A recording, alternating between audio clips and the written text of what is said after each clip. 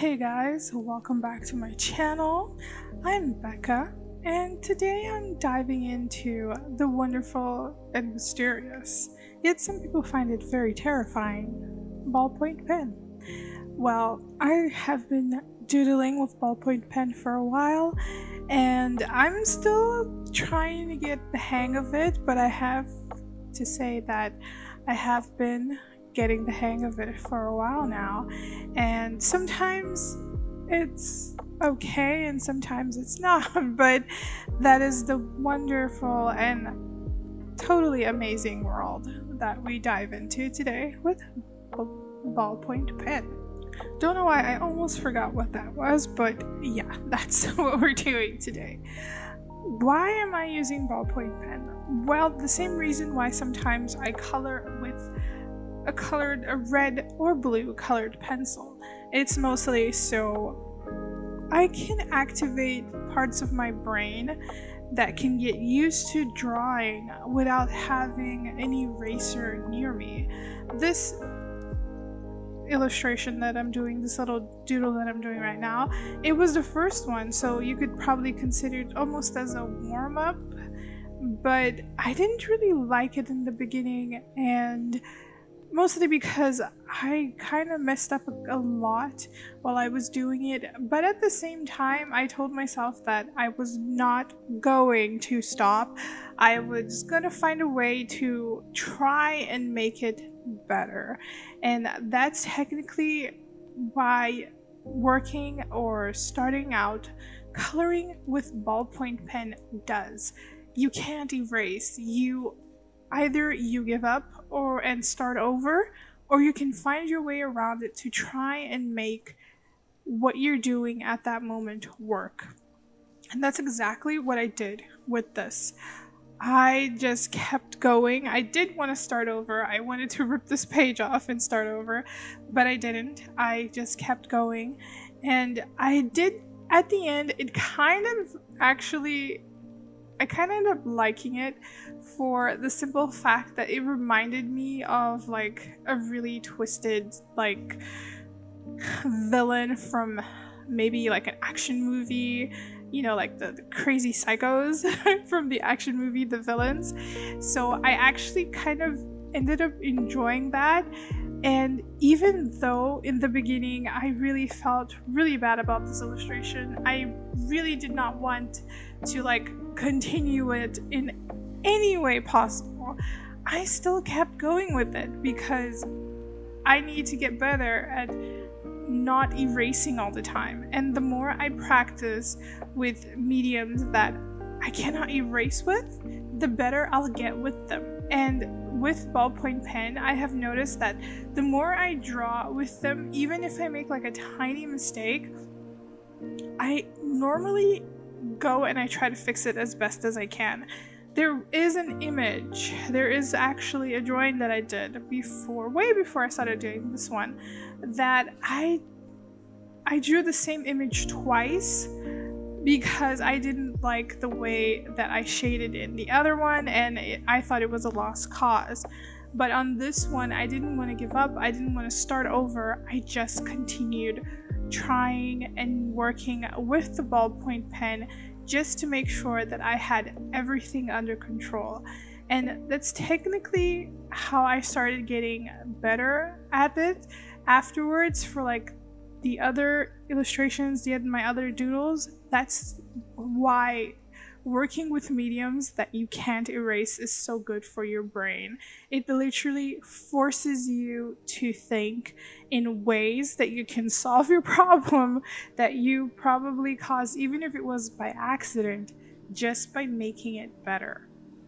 Just by figuring out, or maybe you put a line where it wasn't supposed to be, and then boom, you have a scar. Just working around it, just so you don't waste so much time like throwing away paper and starting over. Just getting to know your medium, and working with ballpoint pen is actually so fun. I actually use a normal ballpoint pen. I actually wanted to do it with a black one, but my black ballpoint pen was not working on this paper. It worked on any other kind of paper, but on this one it just looked at me and was like, it's not gonna happen, girl. I'm not doing it. Nope, you can't force me. So I moved in and I got a red pen. This pen is it's a normal pen. You can buy it anywhere. Like, it's really cheap here. I think it was like £1. It's like really cheap.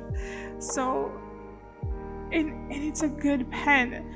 You know, you don't have to use the most expensive pen to do this, and I just love the whole exercise and just being able to figure out where I want to put everything. And I have realized that there are some of the drawings that I was going like really slowly because I am still getting used to doing art with the pen, like just telling my brain that you can't erase. There is no erasing, and I have noticed that when I start doing this, my other drawings, especially like with pencil, I have noticed that I wasn't erasing as much as I did before. I really don't erase as much as I did before. I always find a way to make it better, or I turn it into a shadow.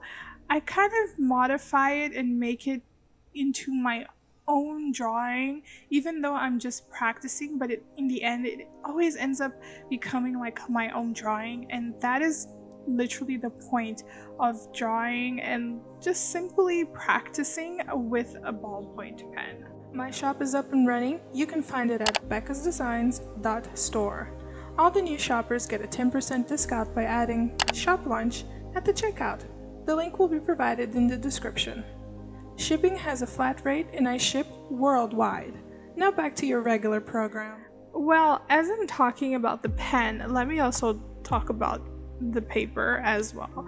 But first, the pen, as I was saying. I use any ordinary pen, as I said before. You guys can try other pens as well, but it's mostly what feels right for you. I don't really see myself using like a more expensive pen, only if it was like something that I really like, either the texture of it on the paper, or it fits well in my hand and everything goes smoothly and perfectly. That is up to you, because there are a lot of pens that normally have if you use it for a long time, ink does accumulate at the tip. So sometimes you have to like clean it off, and there are some pens that, well, the ones that I use normally, they don't actually end up doing that. So I think it's mostly because of the textured paper that I'm using that actually happens. But I will be using smoother paper from now on. I do intend on just using like this rough textured paper for more of like warm-ups and just having like a little time for myself and everything. And for the other ones, I will be using like smooth paper, because I think there is a huge difference when using any medium on each different type of paper. Like, I normally use smooth paper when I normally use graphite, but I do intend on changing it up a little and trying it out on the textured paper. So I'm kind of going to like invert the things, but it doesn't really matter which one you use. It's mostly just what makes you comfortable, the outcome you're looking for. But for that, you do have to practice, and you know, practice makes improvement. So the more you practice, the more improvement, the better the quality, and the more you're gonna learn and the more you're gonna realize what actually does work for you. And that is the one thing that I am doing at the moment. I love using this textured paper, but I'm going to try out using smoother paper to see if I like the outcome more than I do with this one. So there is a site that I like to use, which is Line of Action. It's actually very good, and I've realized that I have improved a lot on gesture drawing by using Line of Action, and it also has a lot of, how do you say, like portraits. It has a bunch of things. You can even draw like animals as well, like practice with animals as well. So you don't really have to spend a lot to get better at your art, and that's technically what I'm trying to do, like each day. Sometimes I'm not gonna lie, I do not feel like doing any art, but there are times that I just go on an art frenzy and I just want to draw, I just want to color, or I just finish like something that I would take like 2-3 days, or a piece that I know that I was going to take like a week to do because it's huge. I'll do it in like a day because I was so inspired, I was so motivated to just go out and do it. So don't be afraid to try new things. You also have to learn to embrace the beauty that is mistakes. When you work with ballpoint pen, you will make a lot of mistakes. Even if you're just starting out, you will make a lot of mistakes, but don't take that personally. You're still learning. Like I said before, you have to learn to apply and like learn to modify all the little mistakes you did and turn them in, like accept them as happy accidents. Because the more you do that, the more you learn to modify all those little happy little accidents that you do, the better your creativity will be, the better opportunities that you will be able to learn something new from those little happy little accidents. Even with the first like little drawing that I did for you guys, I said I didn't like it in the beginning because I knew that I made a mistake. But in the end, I ended up liking it, and I ended up seeing that, okay, if I ever wanted to do like a villain or a little illustration with a little villain in the background or something like that, I would know how to do it now and get the outcome that I want to make that villain look scary or like menacing because of that happy little accident that I did in the beginning. You know, you don't have to be perfect on everything you do. Accept your mistakes. Your mistakes are the things that make you grow, that make everything you do beautiful and perfect. Just take your time and just be happy with the progress that you have. Sometimes it's not where you want to be, and I know that for a fact because as artists, we are all perfectionists, but we also have to learn that our perfectionism sometimes hurts us. And I am guilty of that. And I am like 100% like able to admit that. And doing all these little exercises, just learning how to use mediums where I cannot erase to try and fix my mistakes has improved my art significantly, so it can improve for you as well. So let's talk about shading. Well, when it comes to shading, it depends on what you're trying to achieve. It is the best and funnest part of literally drawing is to add details, especially shading to your illustration.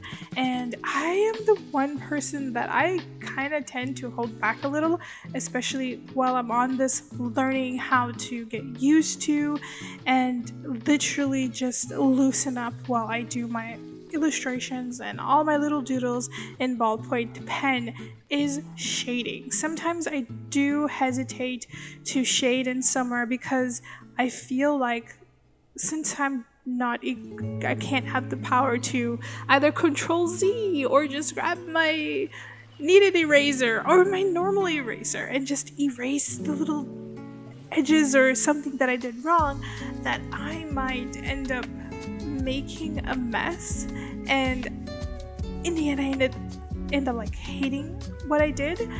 But that is the point of shading. You can make it darker, or you can just leave it as is. And I'm getting the hang. I didn't shade so much in some of the illustrations that I did, and on this one that I'm doing right now, that is one that I didn't shade as much as I normally do. I didn't use a lot of hatching as well. I did it on his beanie, and I did it on the little sides of his eye as well, just to give it a little bit more depth, because I didn't really want to overdo it, especially since I'm still getting the hang of literally trusting myself that I know that I can do this, and it's okay if I make a mistake. As I said, I am a perfectionist, and not being able to control my art sometimes does drive me a little bit crazy. But I am learning, and that is the best part of it, is because I am learning how to control what I cannot control. And just going with that and learning that is actually the best part. Even though I didn't do a lot, I know I could have done way more. I know I could have tried a little bit harder. I could have made a couple of things darker. I decided not to, because I actually ended up liking it the way it was. Even with the little reference photo that I have, I don't really know where it is right now because I just picked it out of Pinterest, so I didn't save it, and I'm sorry.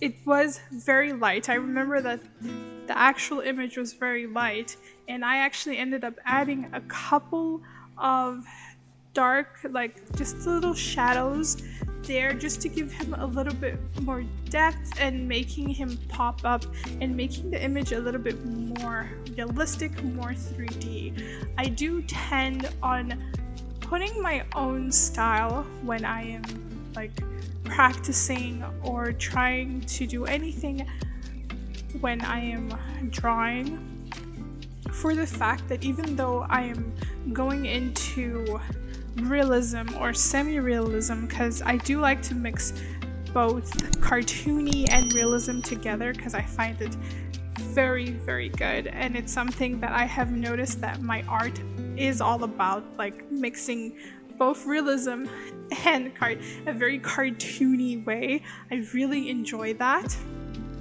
So I do tend to use my style more, and only if I'm like 100% practicing like figure drawing or portraits, just because I really want to get into drawing human figures, just drawing them realistically, no little tricks, just full on drawing it and getting better at where everything goes and knowing it off by heart. Then I will do it exactly the way the reference is. But if I'm just practicing just for fun, just to sometimes even just for warm-up purposes, I do like to use my own style, just so I can always have that memory of how I like to draw things, how I like to make everything that I do, and just look at it and see my evolution and just see how I'm going. Do I always make a good drawing? No. No, I don't. And I'm not gonna lie, I really don't. And that is technically something I'm learning to love. I sometimes don't do awesome drawings, and sometimes I make beautiful drawings and I kind of like wow, and sometimes I'm like, oh my god. But that is something that we all do naturally. So we have to learn to live with that. It's not bad. And I think one of the best things I could say is you have to have patience with everything that you do. Patience is key in everything in life. You have to be patient when you're building your career. You have to be patient when you're learning how to manage something. And when it comes to art and learning a new medium, you have to be patient to understand that it does take time to perfect, and even if you're not perfecting it, it takes time for you to simply get where you want to be. I didn't learn how to do realism overnight. I had a lot of learning, and I only like learned what I know today because I got into realism when I wanted to learn how to use colored pencils to color in realistically and just like realism, literally draw realistically. And I never wanted to trace any of my drawings, so I actually ended up learning techniques on how I could literally improve and draw everything realistically. If you check on my Instagram, even here on my YouTube channel, I do have other videos where I actually use like that, where I actually did the realism. I don't show me like drawing it because sometimes it will take so long for me to edit, and I know you guys really like seeing that sometimes, but sometimes it really takes a long time to edit, and I'm really sorry about that. But it is what it is. And that is something that I really needed to practice. So I practiced, and I had patience in learning that the more I did it, the better I would get. Sometimes I mess up skin tones when I color in, like when I do traditional drawings and I'm using colored pencils, because I do love coloring, and with colored pencils it's just so good and it's so relaxing. So I also had a lot of patience learned from sitting for 16 hours drawing and coloring. So the more patience you have, the more you do it, even if you're not a patient person, the more you do it, you're gonna end up gaining patience. You're gonna end up seeing that you were just being silly. You were simply just being silly. You were just doubting yourself when you weren't supposed to be doubting yourself. And the more you do it, the better you're gonna get. And then one day you're just gonna sit down and be like, oh my god, did I really do this? And that is when you realize that you have gotten to where you wanted to be. Of all those times where you were practicing and waiting and just being patient with yourself, taking one step at a time, learning how to do everything. I'm still learning. I still have to perfect so many things. Like I get somewhere now. I know that like a lot of you would like to be like at the level that I am literally drawing, but I had to master the courage and the patience to get where I am right now. And so do you. Take it one step at a time. Do it because it's gonna be good for you, and you're gonna look back and be so grateful at it. Or maybe you're gonna pick up an old drawing, and you think you're not good enough, and then you're gonna see what you did now and how you used to draw back then, and you're gonna compare it, and you're gonna finally realize how good you actually were, and you were complaining for no reason. Guys, we're at the end of this week's video. Thank you so much for being here with me today. I hope that this video helped you in any kind of way and form. And thank you so much once again. I will see all of you next week for our regular Sims build, which is a really big build, and I don't know if I'm gonna finish it this week. And also for another video, for another art video as well. Thank you guys so much. If you're watching this, whenever you're watching this, and I will see you guys next week for more. Bye guys!